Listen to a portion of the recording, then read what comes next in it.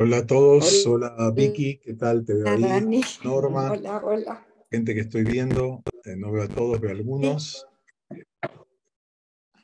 Bueno, buenas tardes a todos, buenas noches, bienvenidos. Veo, sí, Norma, Rosa, ya gente, alumnos, exalumnos, amigos, colegas, qué bonito, qué bueno. Quiero pedirles a todos, quiero invitarlos, Raquel, qué gusto verte.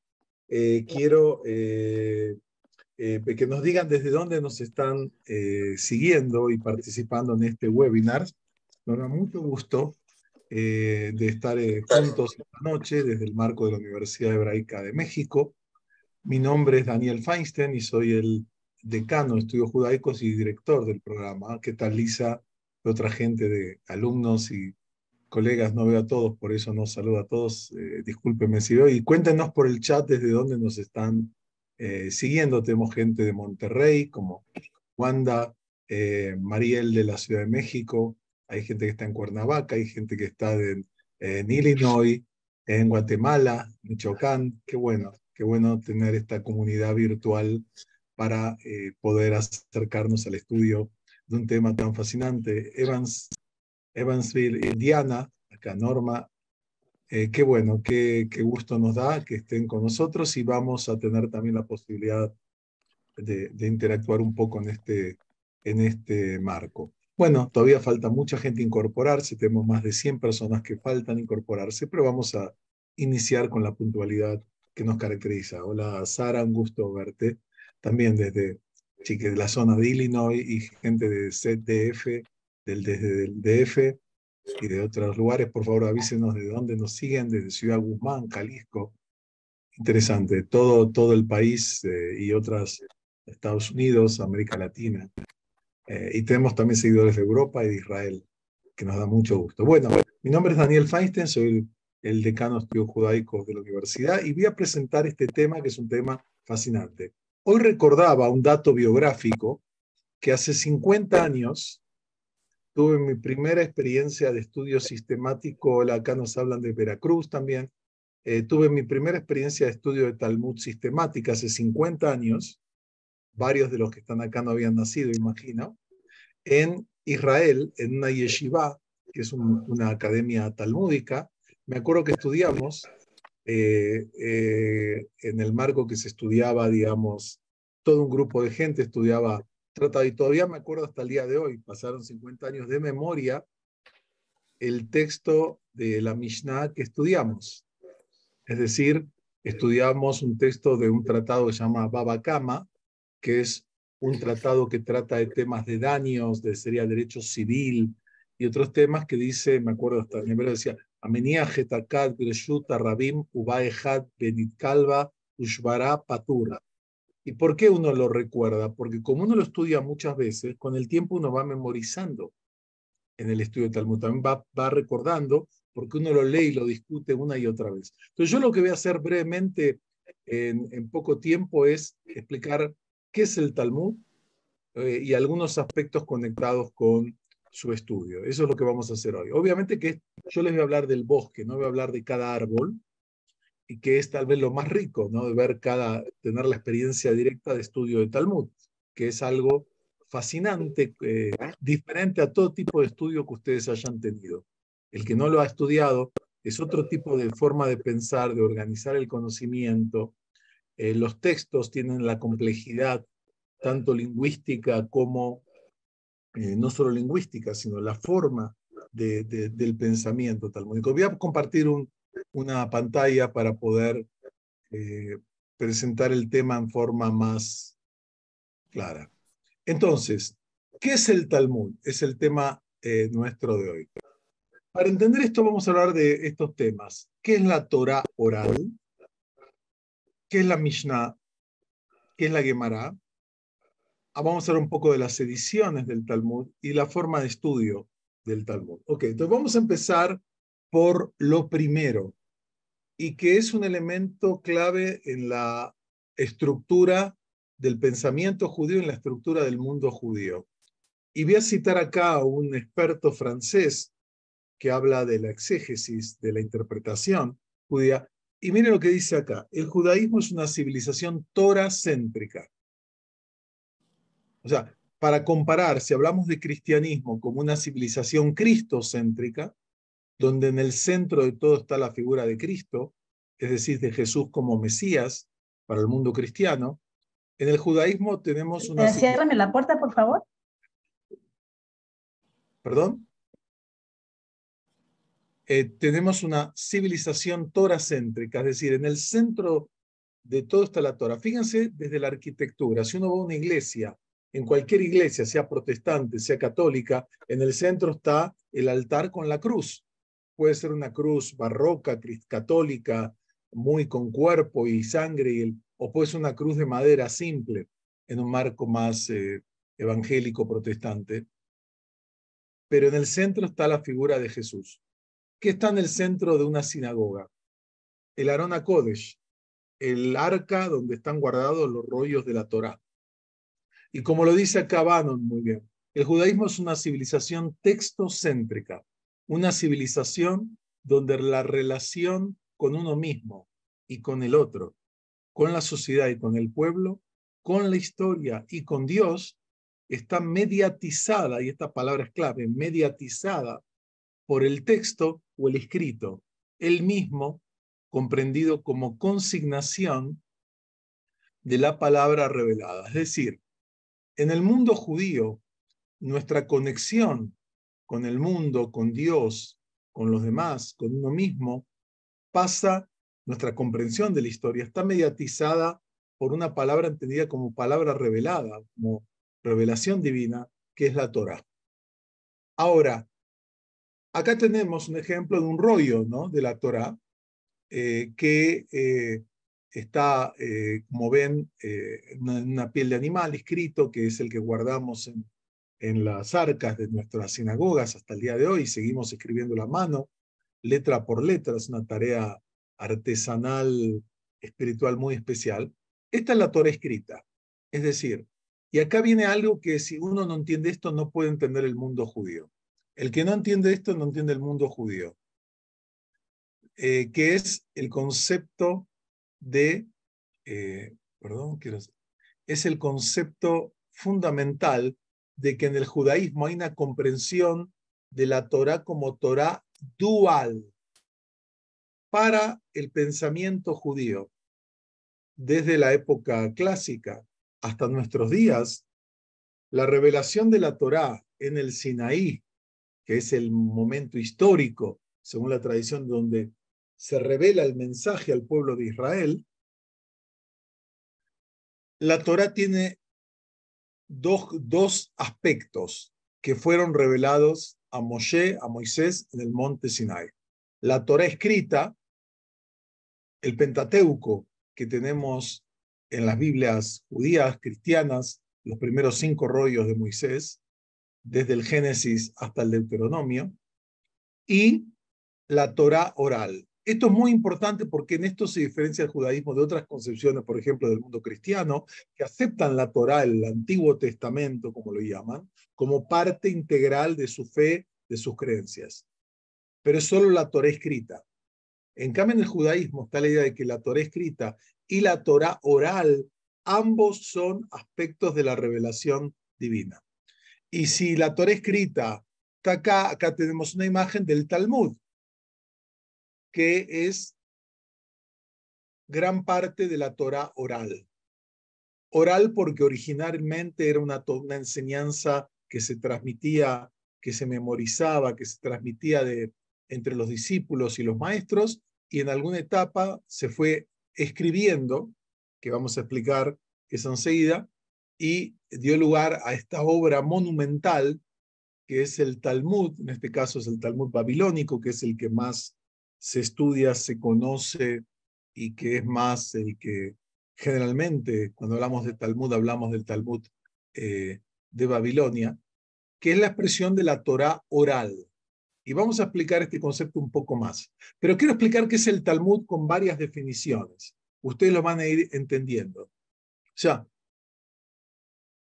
el Talmud es la gran obra del cómo del judaísmo, es decir, cómo se aplica la Torá a la vida cotidiana, cómo se celebran las festividades, cómo se realizan las bodas, o el divorcio, cómo se regulan las transacciones comerciales, cómo se organiza la estructura de la agricultura, cómo se organizaba el templo y las ofrendas y toda la vida de la pureza ritual y todos los aspectos que abarcaban la totalidad de las leyes, de las normas, de los preceptos de la Torá. El Talmud es la gran obra donde se discute el cómo del judaísmo. Y para eso quiero explicar esto, que lo desarrolló uno de los grandes expertos en la mística judía, la Kabbalah, Moshe Idel. Moshe Idel dice en una forma esquemática que los primeros 1000 años de la historia judía son los años de la Biblia. Los primeros 1000 años de la historia judía es la Biblia. ¿Qué define la Biblia? El qué del judaísmo. Aparece lo que hoy en día es la Biblia, que fue un proceso de construcción a lo largo de siglos y que para el creyente es el fruto de la revelación divina y la interpretación humana de esa revelación divina. En los primeros 1000 años en la Biblia está el qué. ¿Qué sigue después del qué? El cómo. Los otros 1000 años que son la base de la literatura rabínica clásica, el Talmud y otros textos posteriores, acá la pregunta básica es el cómo. Es decir, ¿cómo hago para cumplir el qué? ¿Cómo hago para vivir de acuerdo a la Torá? Para vivir una vida que me acerque a Dios, que me acerque a una vida de rectitud, de piedad, de ética, de sentido, tal. El cómo. Y la obra central en esta obra del cómo es el Talmud, que interpreta y aplica los principios que aparecen en la Torá y en los profetas para traducirlos en prácticas concretas. Y el tercer milenio, dice Idel, que empieza en la Edad Media, es la época más del porqué. Y ahí está la filosofía judía, la Kabbalah, que tratan de indagar tal. Esto no quiere decir que no haya en el Talmud, por ejemplo, preguntas acerca del por qué.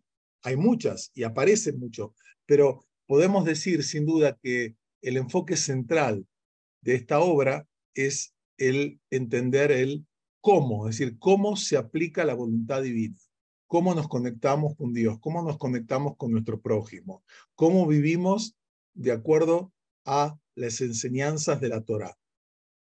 Entonces sigo. La primera entonces forma de entender qué es el Talmud, uno puede decir, el Talmud es una gran obra del cómo del judaísmo, donde están los cimientos de la halajá, que quiere decir la ley judía, la jurisprudencia hebrea, es decir, todas las normas que regulan la convivencia, el culto, todos los aspectos fundamentales, que para un judío observante son centrales, porque es su forma de acercarse a la voluntad divina, acercarse a el camino que Dios plantea al ser humano. Por otra parte, podemos decir que el Talmud es la transcripción escrita de la Torá oral. Y acá aparece una paradoja, porque si es tradición oral, ¿cómo es que está escrita? Bueno, durante mucho tiempo había hasta una prohibición de escribir la Torá oral, porque la idea es que Moisés recibió en el Sinai tanto las bases, la Torá escrita, como las enseñanzas, los principios de cómo interpretar ese texto escrito, que es la Torá oral. Entonces, en cierta época, ahora vamos a verlo más precisamente, se define redactar, escribir, editar todas esas enseñanzas orales para que no se pierdan, que tengan claridad y definir lo que está dentro de la normatividad y lo que queda afuera. Otra forma de definir el Talmud es que es una gran obra enciclopédica sui generis, porque no es ordenada, organizada como la enciclopedia. El Talmud en ese sentido es la anti-enciclopedia, porque combina todo con todo, en un mismo tratado que trata leyes del Día del Perdón o leyes de matrimonio, se tocan temas que tienen que ver con ética, con arqueología, con historia de rabinos, con temas de Dios, temas de... Ya es un pensamiento asociativo, no organizado como el modelo griego, ¿no? Que es orgánico de la filosofía griega o de la enciclopedia, que es todo ordenado, tal tema, y sistemático. El Talmud no es sistemático, es muy, diríamos, asociativo, y va a un tema y sale del tema y se va para otro lado y después retoma todo el tiempo. Entonces, por eso es una obra enciclopédica, me refiero a que abarca todo. Tenemos en el Talmud leyes, tenemos historias, tenemos fábulas, tenemos datos de la vida real de la época, tenemos principios de fe, tenemos todo lo que ustedes se puedan imaginar, aparece en el Talmud. Pero no es una enciclopedia en el sentido moderno ordenado por temas, todo mezclado. Imagínense que alguien agarra la enciclopedia británica, para tomar de ejemplo, y mezcla las hojas. ¿Ok? Imagínense eso, que se mezclan todas las hojas. Del volumen 1 con el volumen 4, con el volumen 14, y se mezcla todo. Eso es el Talmud, todo mezclado. Si bien hay cierto eje, se mezcla y se van por eso la complejidad de entender la estructura, que recoge una parte de la sabiduría judía del siglo I hasta el siglo V, por lo menos, o sea, 500 años de sabiduría. Pero no es que está todo ahí, porque hay otras obras de la misma época que no son el Talmud. Hay otras obras de la literatura que se llama de los rabinos, de Hazal, de los rabinos de esa época, del mundo antiguo, los primeros rabinos, que no entraron en el Talmud, y que es, por ejemplo, la obra de los Midrashim, que es otro tema, hoy no vamos a tocar, que también recogen enseñanzas de la literatura rabínica, pero no están, digamos, dentro del Talmud. Algunas cosas aparecen también, etc. Otra forma de entender el Talmud es que el Talmud ha sido la base de la educación judía tradicional, el currículo del judaísmo. ¿Qué se estudia hoy en las academias talmúdicas, en las yeshivot? Desde el siglo I, hace 2000 años de experiencia, por lo menos, de estudio. 2000 años. Básicamente lo que se estudia es el Talmud, porque en el Talmud está la Torah escrita, la Torah oral, temas prácticos, temas teóricos, aparece todo, de todo lo que tiene que ver. Entonces, hay una discusión también entre los académicos sobre el carácter. Por ejemplo, ahora vamos a hablar de la Mishnah, si es una obra básicamente educativa para ser discutida y estudiada en las academias de estudios de Torah, o era básicamente una especie de código, o las bases, porque no es un código, las bases de un código. Y en otro sentido también no podría decir que el Talmud es tal vez una de las obras más antidogmáticas de la historia del pensamiento humano. Porque el Talmud básicamente son discusiones y debates sin conclusiones. Sin conclusiones. Uno de los problemas del estudio del Talmud es que muchas veces uno termina de estudiar un tema sobre algún tipo de norma, de ley, con aspectos rituales, con aspectos éticos, y hay un montón de posturas. Y no siempre queda clara, o muchas generalmente, al final, cuál es la conclusión, porque en temas teóricos no habría problema. Pero ¿qué pasa en temas prácticos? Que hay que definir, por ejemplo, cómo comienza el Talmud. ¿Hasta qué hora se puede recitar el Shema Israel, que es la afirmación de fe? ¿Hasta qué hora sí empieza? Y Matai Korim Shema Israel.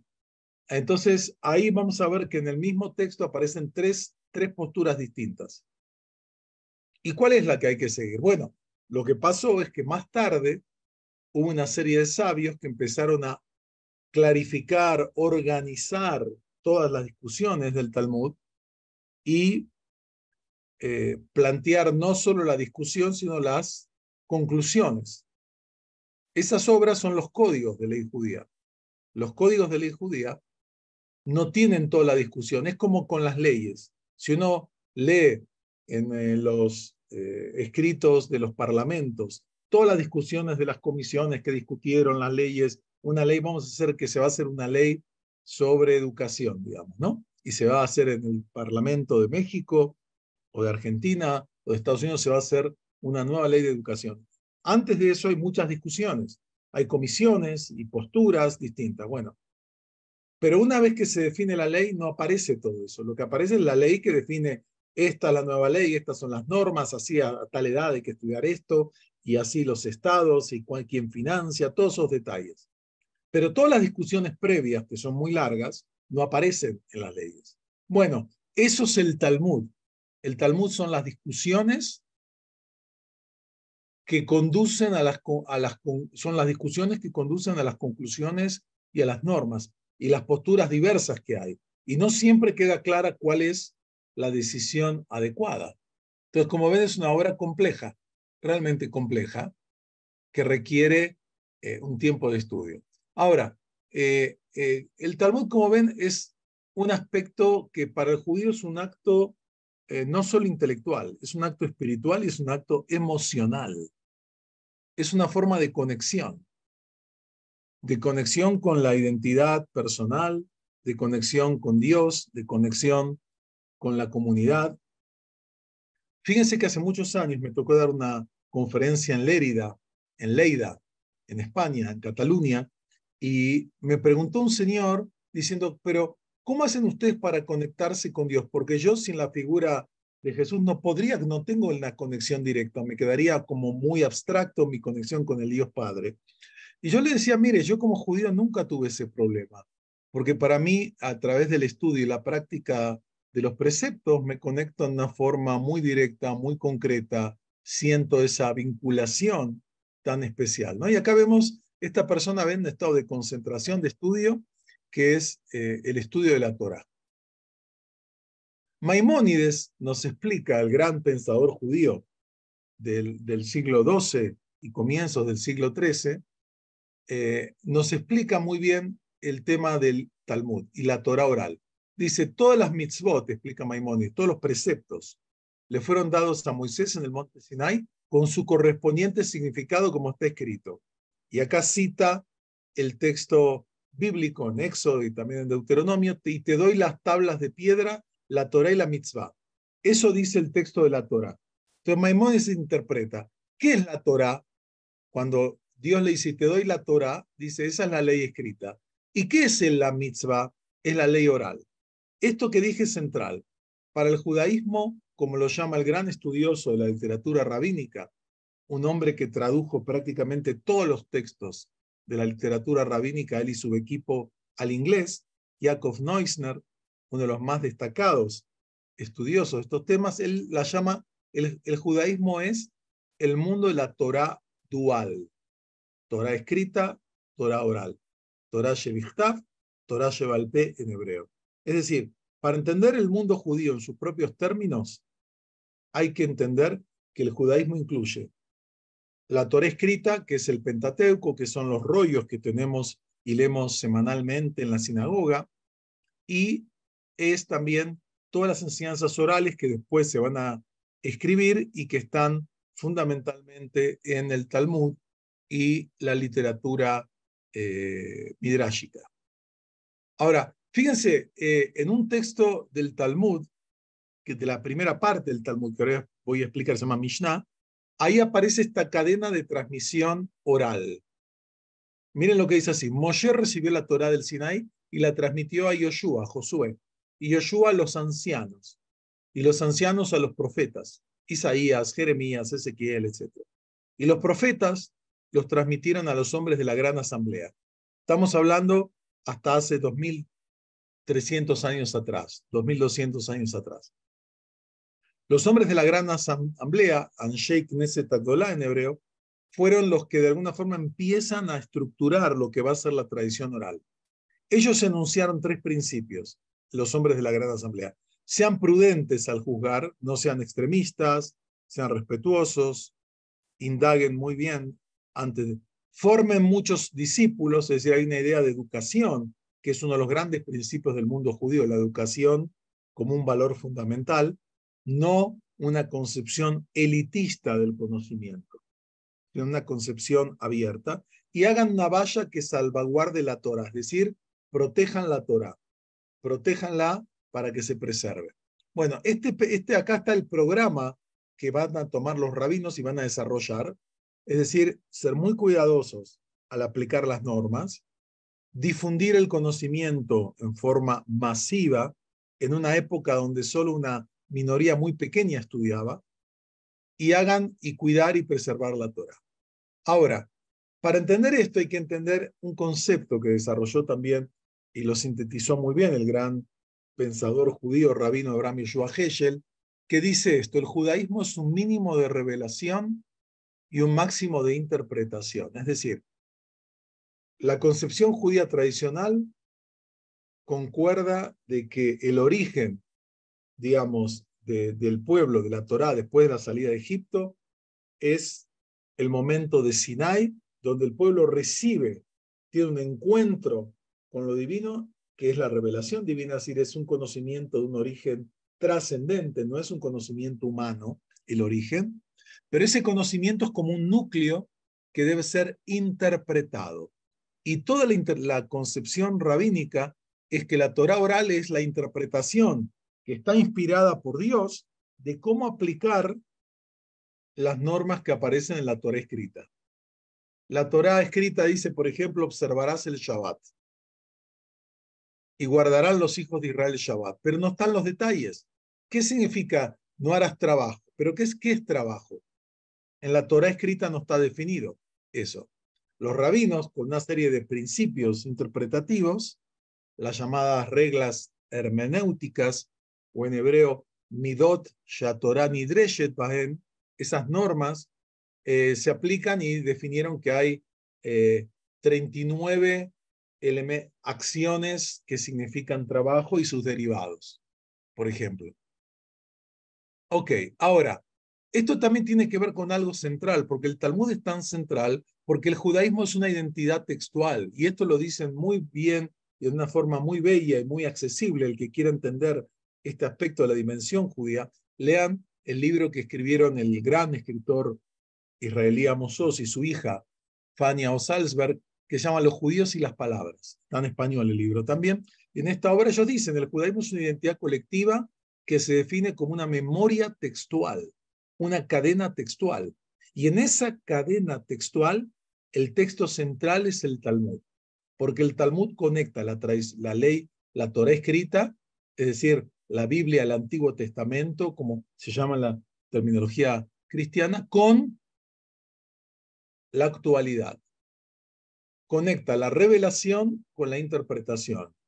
Conecta el elemento divino con el elemento humano, ¿no? Ese entrelazado, como lo llama Bannon, que hay ahí, hasta nuestros días. Y por eso el judaísmo tiene esta característica de ser una identidad textual, que siempre los textos y la lectura y el estudio son centrales. Ahora, si ustedes ven acá, vamos a explicar una línea del tiempo. Fíjense que acá es cero, el año cero de la era común. Nosotros estamos por acá, un poco después del 2000. Fíjense que la tradición oral empieza, según la concepción rabínica, con las parejas o zugot, y después empiezan desde el año 0 hasta el año 200 una serie de sabios llamados Tanaitas, Tanaim, cuyas figuras más destacadas son Hillel y Shammai. Dos figuras que van a ser los primeros rabinos, podríamos decir, del mundo judío, las primeras figuras rabínicas que van a crear escuelas, la escuela de Hillel, la escuela de Shammai, y son llamados Tanaitas. Ellos comienzan a organizar, discutir toda la tradición oral de la época. Hacia el año 200, un poco después del año 200, hasta hace unos 1800 años atrás, como había muchos textos y era muy difícil memorizar, porque en esa época no se podía escribir, sí, tal vez algunos rabinos tenían sus notas, y había discípulos que memorizaban y repetían los textos para saber. Después del año 200, el líder de los judíos de la tierra de Israel, Rabbi Yehuda Anasí, Rabbi Yehuda el patriarca, que vivía en la Galilea, después de la destrucción del templo, donde la vida judía se traslada a la Galilea, no a Jerusalén, al norte. En la Galilea, probablemente en la ciudad de Tripoli, él va a editar la primera recopilación de toda esa sabiduría, por varios motivos. Primero, porque había mucho material, era muy difícil de recordar y de transmitir oralmente. Segundo, porque vinieron las persecuciones de Roma, las guerras del año 70, la destrucción del templo, después la rebelión de Bar Kokhba en el 135. ¿Y qué pasa? Una tradición oral, ¿dónde vive? En la cabeza de los sabios, en la cabeza de los que lo recuerdan. Si hay una tradición oral y se mueren los líderes, se pierde. Entonces, Rabbi Yehuda Anasí lo que hizo fue organizar con base a lo que habían hecho otros sabios anteriores, como Rabbi Akiva y otros, organizar toda la sabiduría que había hasta la época en temas de leyes, de prácticas, cómo se aplica la Torá. Todos esos sabios, hasta Yehuda Nasi, se llaman Tanaítas. Y ellos lo que hacen es editar, como dije, Rabbi Nasi, la primera recopilación, que es la Mishnah. Mishnah quiere decir enseñanza, y es la primera recopilación de la Torá oral, que se hizo por necesidad, porque había demasiado material, porque había que definir qué era lo que regulaba lo normativo y lo que no. Había que preservar los textos de que vengan otra vez una guerra, una persecución y se pierda. Y él organizó esto en lo que se llama la Mishnah. Mishnah es un término de origen hebreo, que quiere decir, porque esto fue escrito en la tierra de Israel, son enseñanzas que se discutían en las academias de la tierra de Israel, y él organizó este conocimiento, es decir, todo lo que sabía, en 6 órdenes, 6 secciones. Cada uno tiene a su vez tratados, y cada tratado tiene capítulos y tiene como párrafos o versículos. La Mishnah está escrita en hebreo. No es el hebreo bíblico, es un hebreo posterior. Es un hebreo que tiene muchos términos griegos y latinos, como hoy en día tenemos muchos términos de origen inglés, por ejemplo, y fue editada, como decimos, a fines del siglo II, comienzo del siglo III de nuestra era. La Mishnah es la base de la literatura rabínica. Esa es la Mishnah. Y tiene 6 órdenes que tratan todos los temas. Acá hay una edición en español que es muy buena, una traducción hecha por un filólogo español, Carlos del Valle, muy buena, está en español en un tomo, y hay otras ediciones también. Y la Mishnah está ordenada por temas, o sea, todas las leyes, las primeras se llaman Zraim, que tiene que ver con todos los preceptos relacionados con la tierra. Hay muchas leyes agrícolas en la Torá. Lo segundo, Moed, festividades, todas las leyes y normas de las festividades, el sábado. Nashim, todo lo que tiene que ver con la familia, matrimonios, divorcio, cuestiones que tengan que ver con eso. Otro es Nezikim, daños y prejuicios, todo lo que sea derecho civil, penal, comercial. Hay una parte que se llama Kodashim, todas las leyes con el templo y los sacrificios y las oraciones. Y por último, un orden se llama Tarot, que tiene que ver con las leyes de purificación ritual, y que había muchas normas en el antiguo Israel acerca de la importancia de la pureza ritual. Todo esta es la estructura de la Mishnah. Entonces, la primera expresión de la Torah oral se llama Mishnah y es la base del Talmud. Fue escrita en hebreo en las academias de la tierra de Israel y esa es la base. Pero ¿qué pasa? La Mishnah, a partir que la autoridad máxima, Rabbi Yehuda Anasi, dice, estos son las normas, estos son los textos, estas son las enseñanzas, la Mishnah se convierte ahora en el currículo de las academias talmúdicas. Es lo que se estudia. Entonces, cuando se estudia la Mishnah, surgen dudas, porque así como el lenguaje bíblico es muy breve, la Mishnah también es muy breve. O en algunos casos la Mishnah tiene la postura de Hillel es esta, la postura de Shammai es esta, y no queda claro por qué y cuál es la conclusión.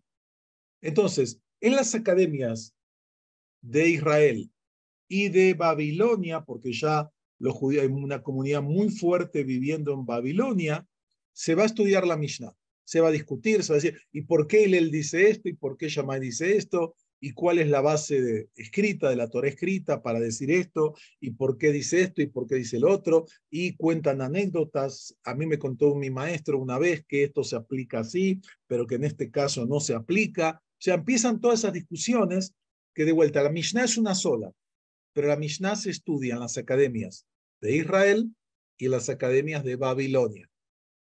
Esos comentarios que se fueron haciendo durante siglos en academias se llama Gemara. Gemara es una palabra ya en arameo, porque ahora la lengua hablada de los judíos, tanto en la tierra de Israel como en Babilonia, es el arameo, ya no es el hebreo ya no es una lengua más, digamos, culta, ritual, bíblica, pero no es la lengua que se habla. La lengua hablada es ya el arameo, como también el griego en el caso de la tierra de Israel y digamos, otras lenguas en las zonas bajo el imperio sasánida, en Babilonia, el actual Irak y parte de Persia, etc. Ahí es el arameo, que no es el mismo arameo, el de la tierra de Israel, que el arameo de Israel. Son arameos diferentes, dialectos diferentes como tales. Entonces, la Gemara, ¿qué es? Es el comentario, son los comentarios que se hacen sobre la Mishnah para aclarar, para ampliar, para tratar de determinar cuál es la decisión y por qué la postura de un rabino frente a otro rabino. Esos comentarios fueron editados posteriormente. Y esa parte se llama Gemara, que también quiere decir estudio, la palabra Gemara en arameo. Mishnah también quiere decir estudio, repetición, todo tiene que ver con eso. Entonces, ¿qué es el Talmud? Ahora ustedes van a poder entender eso. El Talmud es la Mishnah más la Gemara. El Talmud es el texto de la Mishnah con el comentario de la Gemara. Eso es el Talmud básicamente. Y así son las primeras ediciones que tenemos del texto. Estaba la Mishnah, como dije, tiene parte, entonces el primer párrafo de la Mishnah que dice este tema genera comentarios. Vienen los comentarios. Una vez que se agotan esos comentarios, viene el segundo párrafo y de vuelta a los comentarios de la Gemara. Eso es el Talmud. Entonces, uno puede decir que en una forma simple, ¿qué es el Talmud? Es la Mishnah más la Gemara. ¿Ok? ¿Entienden más o menos? Ok, bueno, ahora se va a complicar mucho más todo eso.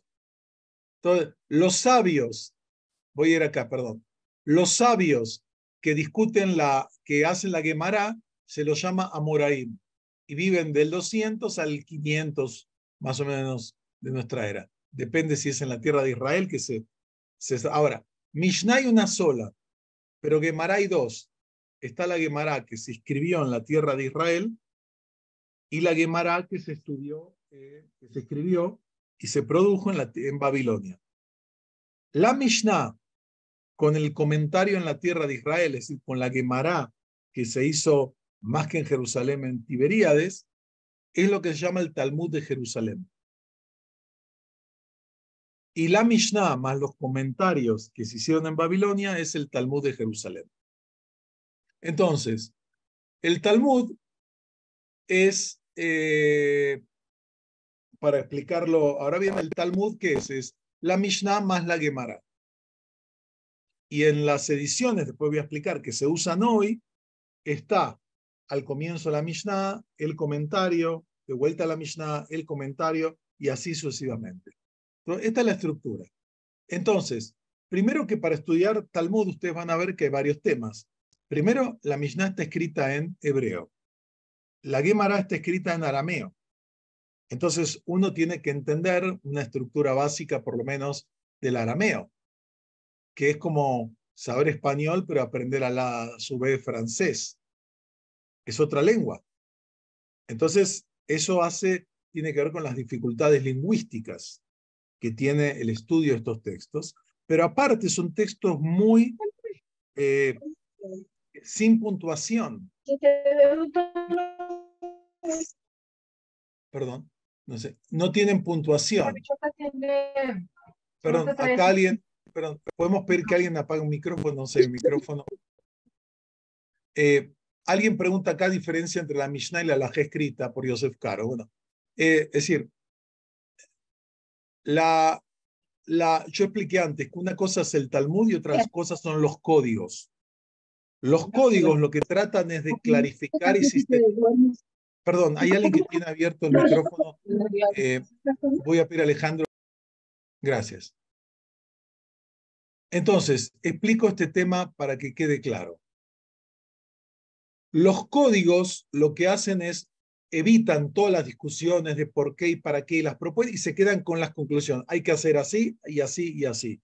No está toda la discusión anterior. Bueno, los códigos empiezan en la Edad Media y tenemos dos códigos de los más famosos. Uno es el código que se llama el Mishneh Torah, que escribió Maimónides, el código más completo, más amplio que se ha escrito porque abarca todos los temas. Y hay otro código que se escribe en el siglo XVI, que alguien mencionó, que se llama el Shulchan Aruch, o la mesa servida, la mesa puesta, que fue escrito por un cabalista y rabino muy importante, Yosef Karo, y después se le agregaron los comentarios de un rabino eh, polaco con las tradiciones de los judíos de Europa Oriental. Ese se llama el Shulchan Aruch, que es una obra fundamental que está el código. Pero el código no tiene todos los procesos, las cuestiones previas y todas las discusiones. El código trae conclusiones, como cualquier código legal. El que hace tal delito tiene tantos años de prisión y así es así. O sea, define, o el código dice la forma de contraer una unión tiene que ser a través de un juez que ta, ta, ta, ta. Bueno, eso dicen los códigos. Entonces, el Talmud no es un código, el Talmud son todas las discusiones, pero a partir del Talmud todos los códigos se construyen a partir del Talmud. Eso es muy importante, o sea, el Talmud está en las bases de todos los códigos. Ok, entonces estoy diciendo, ¿qué es el Talmud? El Talmud es la Mishnah más la Gemara. La Mishnah es la base y el comentario de la Gemara es más amplio. Ahora le voy a mostrar este tema, que es interesante. El Talmud fue editado por primera vez en Venecia, digamos, no por primera vez. En Venecia, hacia 1520, cuando empieza la imprenta que inventó Gutenberg, se empiezan a editar libros en forma, antes se escribían a mano, antes eran los de otra forma. Entonces, ahora empiezan a editar. Entonces, un editor cristiano llamado Daniel Bomberg, de origen flamenco, que está en Venecia en un centro de edición, le dice a los rabinos, miren, se pueden unir textos y libros y cosas y hacer una obra común con el texto en el centro y los comentarios en el costado. Esa técnica se edita y es el Talmud que se sigue hasta el día de hoy, que ahora les voy a mostrar, que se editó por primera vez en Venecia en 1520. Pero después hubo muchas ediciones. La edición más famosa, que se llama el Vilna Jazz, o la edición de Vilna, porque fue hecha en Vilna, en una imprenta muy famosa, que era la imprenta de la viuda de los hermanos Rom, que eran como los grandes editores. Ese es el Talmud más completo porque tiene no solo la Mishnah y la Gemara, sino tiene decenas y decenas de comentarios adicionales. Entonces hay distintas ediciones, hay ediciones más modernas, ahora voy a volver. Acá tenemos cómo se ve una página de Talmud normal. Esta es la página comienza el Talmud en el orden de Zraim, o sea, semillas, leyes conectadas con la agricultura, y esta es la primera página donde aparece el texto de la Mishnah. Fíjense, en el centro está la Mishnah. Esto es la Mishnah. Este es el tratado de Brajot, bendición, aquí se me matai, ¿no? Omer Tashma Israel, etcétera. Bueno, no voy a entrar en detalle. Acá está la Mishnah. Ahora, este texto quedó, hay muchas preguntas. ¿Por qué un rabino dice que se puede decir a tal hora y otro a otra hora? ¿Por qué dicen que hay que decirlo? ¿De dónde lo sacan? ¿Cuál es la fuente? Etcétera. Entonces, después, la Gemara, que viene acá, ¿ven la Gemara? Esta parte, en el centro, la Gemara comenta la Mishnah. Ahora, la Gemara es larga, así como la Mishnah es cortita, ¿ven? Es media página. La Gemara puede durar 5 o 6 páginas. Esto sigue. Entonces, esto era originalmente el Talmud. Pero en la edición que ya hace Bomberg, dijeron, vamos a agregar otros libros que en un momento eran libros cerrados, separados. Entonces se agrega, por ejemplo, comentaristas. En el centro, o sea, en el medio del libro, aparece acá el comentarista, digamos, más famoso, que se llama Rashi. O sea, la Mishnah tiene 1800 años, la Gemara tiene 1500 años, Rashi tiene 900 años.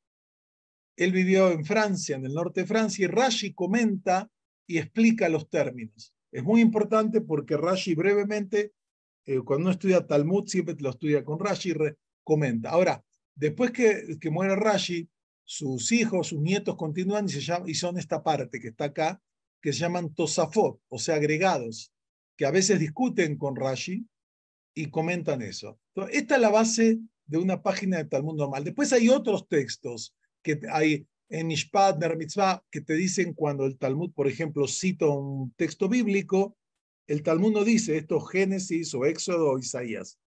Alguien se ocupó de ponerte acá cuál es el texto bíblico que se está citando.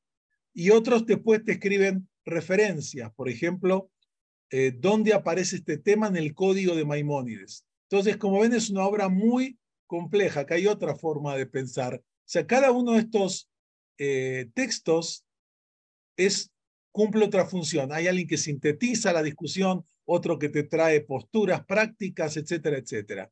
Como ven, es una obra monumental, porque primero hay que estudiar la Mishnah, después estudia la Gemara. Para entender, uno dice, bueno, ¿qué dice Rashi? ¿Cómo esta palabra no me queda clara? Rashi, ¿saben qué hacía? Rashi traducía la palabra al francés de la época.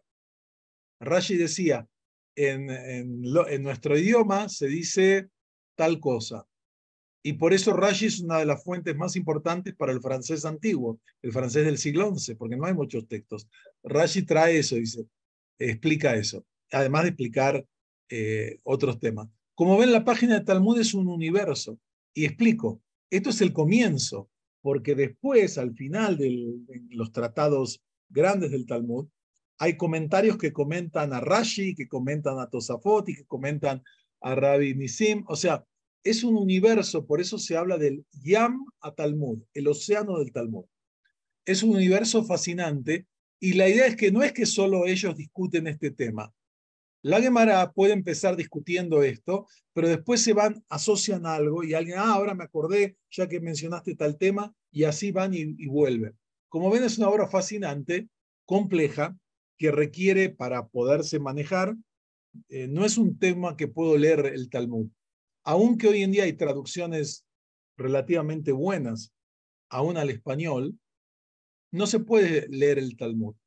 Uno tiene que estudiarlo y con maestros que conocen el tema, porque si no, no va a entender mucho, la verdad. Acá tenemos un señor que hizo una revolución, que tuve el gusto de conocerlo, el rabino Adin Steinsaltz. Este rabino que nace en un marco secular en Israel y que estudia física primero, se dedicó después a hacer algo increíble, a traducir al Talmud al hebreo. Fíjense, traduce el Talmud al hebreo. Y su obra, el Talmud de Steinsaltz, acá tengo, por ejemplo, un ejemplo de esta obra, y ahora acá la voy a mostrar. Él tradujo el Talmud, pero no solo lo tradujo, explica, trae datos científicos, cuando se menciona un rabino le explica quién fue, cuándo vivió, o sea, cuando se menciona un animal te trae la foto y el nombre científico, cuando se menciona un barco o un tipo de utensilio te muestra fotos de arqueólogos, o sea, es una obra monumental que está en hebreo y también está completa en inglés, bilingüe, que es una obra extraordinaria, es de lo mejor que hay para estudiar el Talmud. Él generó una gran revolución para que el Talmud sea un libro más abierto, porque no es casualidad que originalmente para conocer el Talmud hay que dedicar muchos años de estudio. Acá alguien pregunta si se hace mención a la Kabbalah en el Talmud. Bueno, hay algunos elementos en la tradición talmúdica del Talmud, hay algunos elementos. Acá está la edición de Steinsaltz, ¿ven?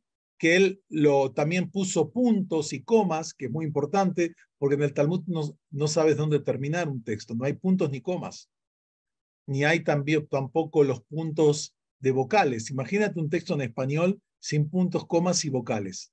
¿Ok? Imagínate Don Quijote escrito todo de un solo bloque, sin vocales, sin puntos, comas, párrafos.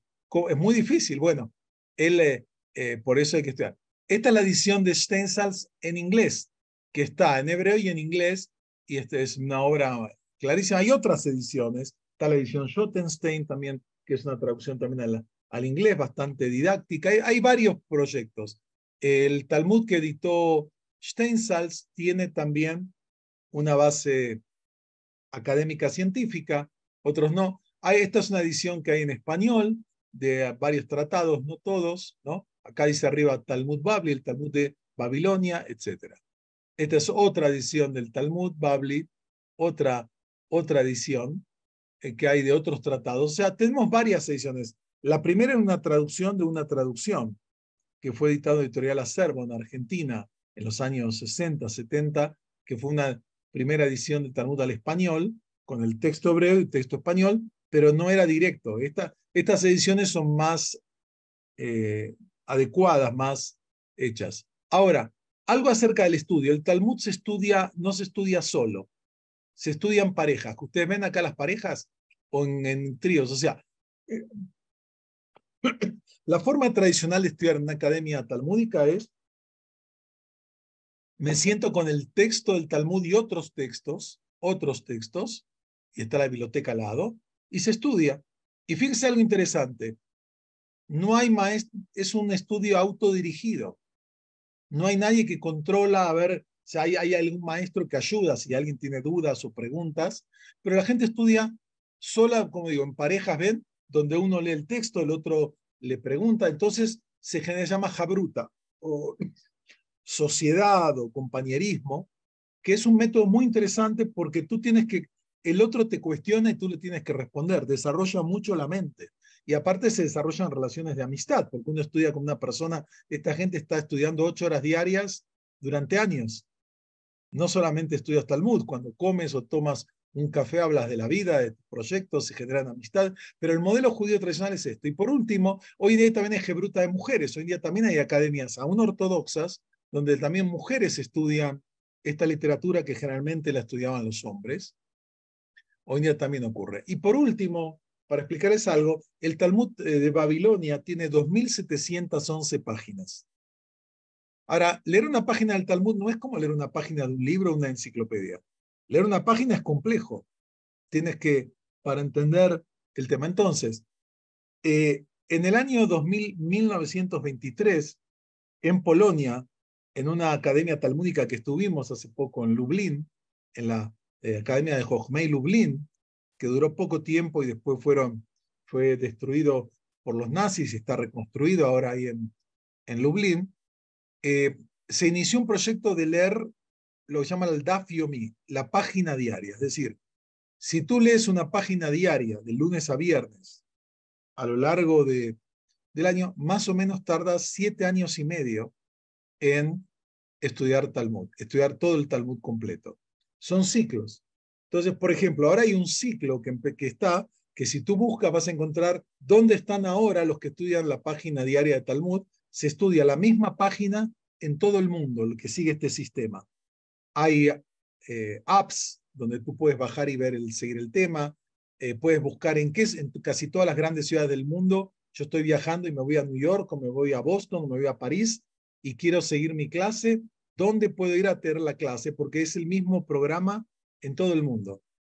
Y cuando se termina el ciclo, casi, se hace un acto, por ejemplo, en el Madison Square Garden, en una cancha de fútbol americano en Estados Unidos, o en los grandes auditorios en Israel, o estadios, porque hay miles de personas, porque es una gran celebración, es un gran esfuerzo, implica una disciplina, pero una gran experiencia. Tienes que dedicar 2 o 3 horas diarias, si quieres, a veces menos, depende tu ritmo, para esto. Es una forma de leer todo el ciclo del Talmud completo en 7 años y medio, leyendo una página. Ahora explico. Este es un estudio general, porque, digamos, en cursos académicos universitarios, que cuando estudian Talmud, tú puedes estudiar una página en un semestre, 2 páginas en un semestre. Imagínate, porque se ve toda la problemática y todo lo de decir. Este es un método de lectura relativamente rápido para tener la noción global de todo. Como ven, es fascinante. Entonces, como ven, si hay preguntas o dudas, por favor, vayan subiéndolas, que vamos a ver. Y lo que quiero decirles es que el que le interese empezar a meterse en estos temas de la cultura judía, de la Biblia, de la literatura rabínica, la filosofía, la cábala, los invitamos a acercarse a la Universidad Hebraica. Tenemos varios programas. Tenemos la maestría en estudio judaico que ya está empezando en la modalidad presencial para aquellos que están en la Ciudad de México y sus alrededores. Tenemos la maestría en estudios judaicos en línea. Acá veo a Mardoqueo, uno de los primeros egresados de nuestro programa presencial, con un excelente trabajo de tesis histórico sobre la participación de judíos que llegaron a México en la Guerra Civil Española, que salió el libro después. Entonces, acá tenemos la maestría en línea. Tenemos alumnos de Israel, de Europa, de Estados Unidos, de toda América Latina. El que le interesa, nos quedan las últimas becas y los últimos lugares. Tendría que contactarse mañana, pasado, porque la otra semana ya vamos a cerrar la inscripción. Es un programa fascinante que les va a dar una visión panorámica en 2 años de toda la civilización judía del origen hasta la actualidad. También tenemos cursos que son diplomados o cursos que son más breves, en este caso un curso sobre cuáles son las fuentes del judaísmo. Y acá van a ver de la Biblia hasta la Mishnah, el Talmud, los códigos, la Kabbalah, el libro de oraciones, todo eso con distintos profesores. Los invitamos a acercarse el que quiera empezar por este curso. O sea, la maestría es un programa de posgrado que requiere más estudio. Estos son cursos más accesibles como tales. Otra cosa que invito a los que están en la zona de la Ciudad de México es que tendremos nuevamente a nuestro amigo y colega, el doctor Adolfo Reutemann, curador de los rollos del Mar Muerto, para un breve curso de 3 días, de 9 horas sobre los rollos del Mar Muerto, ya que se cumplen 75 años de su descubrimiento y lo que hará el doctor Reutemann es explicar, bueno, primero la historia y después qué hemos aprendido acerca del mundo judío, el mundo cristiano, gracias a estos textos. También tenemos un curso al que le interesa temas de espiritualidad y Kabbalah, un curso que empezamos con la Kabbalah desde la expulsión de los judíos de España en el siglo XV hasta nuestros días. El que quiera también es un curso interesante, se habla del hasidismo, que es una corriente actual, la Kabbalah de Luria, etcétera, etcétera. También tenemos un curso fascinante al que le interesa el tema del arte, sobre la historia del arte, con el doctor Luis Buitrón, que vale mucho la pena, sobre todo el desarrollo del arte judío en el siglo XX, como tal. Tenemos un curso también sobre el rabino Sachs, que es una figura clave. Este es un curso presencial. Y tenemos también otro curso muy breve, 4 encuentros sobre qué es la Kabbalah en un solo pie rápido, para aquellos que quieran online. Como ven, hay una gran cantidad de cursos y ofertas. Están todos, acá tienen los datos, con quién contactar, pueden ver en nuestras redes sociales el tema. Acá alguien pregunta, vamos a ver acá, ¿cuándo se define que un estudiante es un maestro? Es una muy buena, en el judaísmo nunca el estudiante deja de ser estudiante. Por eso, ¿cómo se llama el sabio en el judaísmo? Talmid Jajam. ¿El estudiante sabio o el estudiante de los sabios?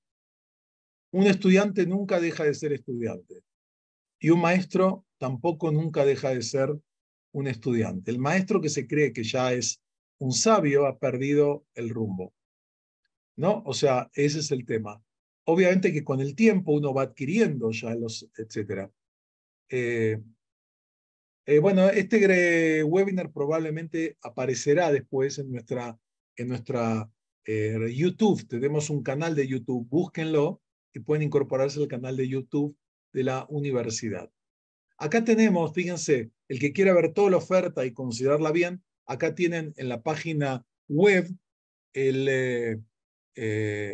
toda la oferta académica, la pueden bajar, copiar y buscar, o en las redes sociales de Universidad Hebraica de México. Acá alguien pregunta si la Kabbalah es aceptada en el judaísmo. Bueno, voy a explicar algo.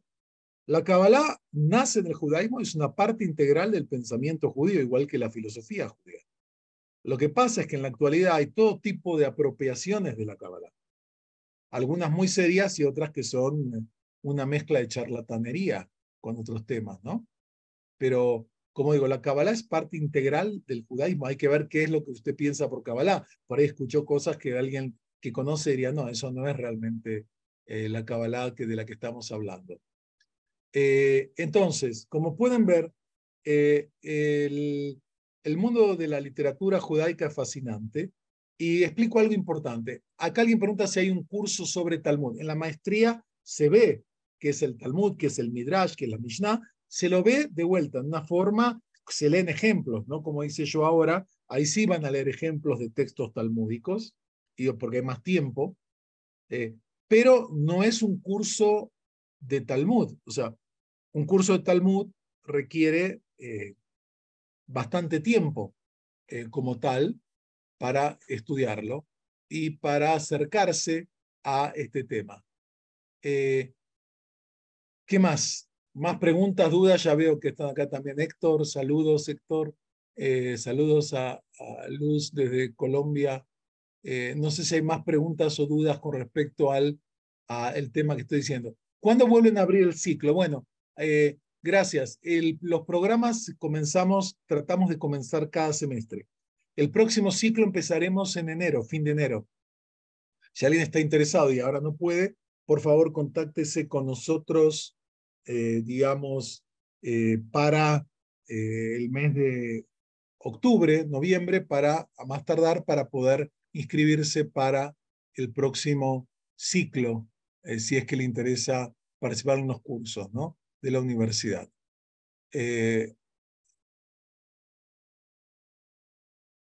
Bueno, acá tienen el canal. Fíjense, acá Carmen nos ha subido el canal de YouTube de la universidad, donde muchas de estas conferencias y webinars están grabados, entonces pueden verlos y poder más.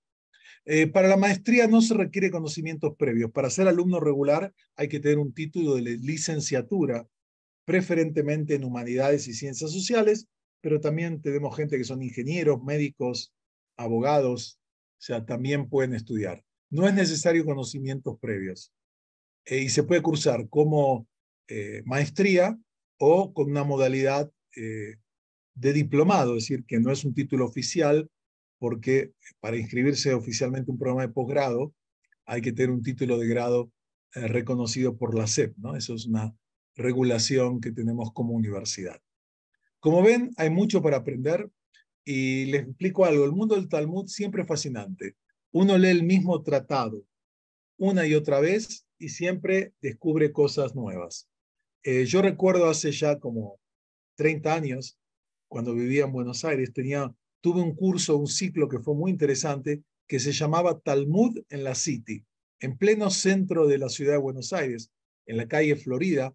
Teníamos un privado en un restaurante en la hora del almuerzo y ahí daba una clase de textos talmúdicos con un público muy diverso, que teníamos desde empresarios, abogados corporativos, amas de casa, maestros, gente que decía, bueno, tengo 2 horas en el medio, me voy a estudiar un poco. Y la verdad que fue una experiencia muy interesante y era muy rico los comentarios que hacía, por ejemplo, un abogado que conoce textos jurídicos frente a temas del Talmud, o los que podía ser un psicólogo, o los que podía ser, digamos, un educador. Siempre es interesante. Como ven, esta es una literatura fascinante. Pero explico algo, el que no entiende el mundo de la literatura rabínica no entiende el judaísmo. Una persona que sabe la Biblia de memoria, el Antiguo Testamento, como lo llaman, de memoria, con eso no entiende nada de judaísmo. Lo aclaro muy bien y esto es muy importante, porque el judaísmo se construyó sobre la interpretación y la exégesis rabínica de los textos bíblicos. Y por eso mucha gente que dice, porque la Biblia dice el judaísmo, hoy en día, ¿cuál es la liturgia básica? ¿Cuál es el culto y el ritual en la Biblia? El templo. Hoy en día los judíos no tenemos templo y estamos viviendo sin templo hace 2000 años. Y tenemos otra forma de comunicarnos con Dios a través del rezo y el estudio, y muchas prácticas que existían en la época bíblica hoy en día son diferentes. Entonces, el que quiere entender el mundo del judaísmo tiene que entender la literatura rabínica. Y más aún la gente que le interesa la Kabbalah, si no entiende literatura rabínica, no puede entender Kabbalah. Por eso, en estos temas que mucha gente quiere, uno puede tener cierta visión, digamos, introductoria. Yo mismo enseño estos temas. Pero el que quiere saber realmente Kabbalah tiene que saber Midrash, Biblia, literatura rabínica. Si no, es como querer hacer un doctorado y no hiciste la secundaria o la prepa. No tiene las bases, ¿entiendes? Tienes que tener el conocimiento. Por eso, en tema de Kabbalah, que hoy en día está muy de moda y es muy interesante, por supuesto, y es una parte integral de la cultura judía, el problema es que muchas veces la gente se mete y no tiene idea de nada. Y entonces se quedan con cosas, qué fascinante, esto es Kabbalah, y no, no es Kabbalah. Eso es algo que está en la literatura rabínica y que no tiene nada que ver con Kabbalah. ¿Cómo se enseñan los parvularios? Pregunta Vicky. Bueno, en los parvularios no se enseñaba Talmud. Se enseñaba el texto bíblico primero, la Torá, con los comentarios, con Rashi. Después algunos estudian Mishnah. Y ya, digamos, después del Bar Mitzvah se empezaba a estudiar Talmud. O sea, Talmud se empieza un poco, uno tiene que tener una base para eso, ¿no? Y de vuelta, en las academias talmúdicas se estudian 8 o 9 horas diarias mínimo. Y digo mínimo, hay algunos que estudian 14 horas diarias. Es un ritmo muy ascético, ¿no? Estudio hasta que, y de vuelta, como en cualquier carrera universitaria, en cualquier estudio, en cualquier disciplina, puede ser karate, puede ser yoga, puede ser ingeniería o medicina. Hay un momento en tu vida en que tú empiezas a integrar y a entender de qué se trata, ¿no? O sea, hay un momento en que tú haces un clic. Ahora después de tantos años y de la práctica, ahora entiendo de qué se trata la medicina. Bueno, lo mismo pasa con el Talmud. Para poder entender de qué se trata el Talmud y la estructura, se requiere un tiempo de estudio. No, no es algo que lo resuelves, voy a una clase 6 meses, no te alcanza. O sea, tienes que, hasta que uno se mete en la mentalidad rabínica, lo que llama un gran estudioso Max Kadushin, the Rabbinic Mind, la mente rabínica, que hay toda una forma de pensar y de conectar valores con prácticas, con ética, eso requiere tiempo.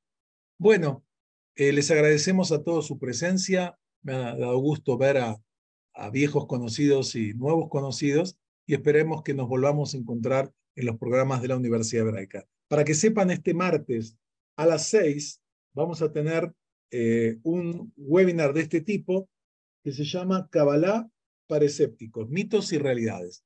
Una charla para tratar de clarificar algunos temas de un tema que está muy manoseado, distorsionado muchas veces, para explicar un poco acerca de estos temas. Así que están invitados a participar. De vuelta se pueden inscribir, como siempre, en las redes de la universidad. Bueno, gracias a todos, un abrazo y un gusto de haber dedicado esta hora a conectarnos con el mundo de la sabiduría judía.